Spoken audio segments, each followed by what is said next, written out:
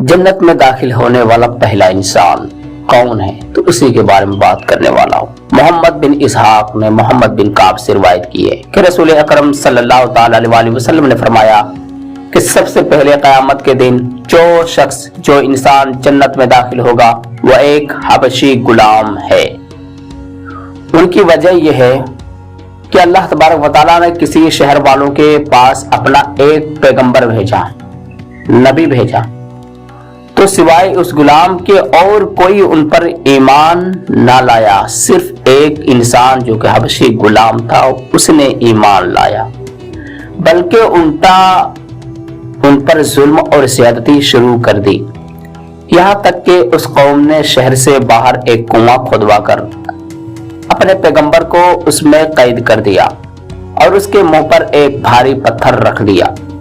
जब उन पैगंबर का उन लोगों ने खाने पीने का कोई इंतजाम न किया तो ये गुलाम जंगल में जाकर लकड़ियां जमा करता और उनको सर पर लाद कर बाजार ले जाता और लकड़ियां फरोख्त करके जो कीमत वसूल होती उससे खाना खरीद कर उस कुएं पर आता और पत्थर हटाकर वो खाना रस्सी में बांधकर नबीउल्लाह अल्लाह के नबी को पहुंचा देता था और फिर पत्थर को बदस्तूर ढांक देता था।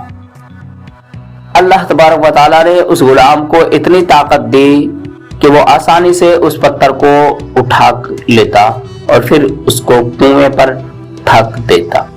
एक दिन ऐसा हुआ कि जब उस नौजवान गुलाम ने लकड़ियों का गट्ठर बांधकर तैयार कर लिया और उसको सर पर उठाने ही को था कि अल्लाह तबारक व तआला ने उस पर नींद तारी कर दी और वो सो गए। चुनांचे 60 साल तक वो एक ही करवट सोता रहा। उसके बाद उन्होंने दूसरी करवट बदली और उसकी करवट पर भी 7 साल तक सोया। चुनांचे 14 साल के बाद जब वो जागे तो ये समझे कि मैं सिर्फ 1 घंटा ही सोया हूँ। चुनांचे ये सोचकर लकड़ियां सर पर रखें और बाजार ले गए और उनको फरोख्त करके बेच करके खाना खरीदा और उसको लेकर उसी कुएं पर पहुंचे तो देखा कि अल्लाह के नबी मौजूद नहीं है। उन्होंने हर चंद अपने नबी को तलाश किया मगर उनका कोई सुराग ना मिला। गुजरे हुए 14 साल में बड़े बड़े वाकयात भी गुजर गए और सबसे बड़ी बात यह हुई कि उस शहर वालों को भी अल्लाह तबारक व तआला ने हिदायत दे दी थी और वो अपने नबी को कुएं से निकाल कर ले गए और उन पर ईमान ले आए थे।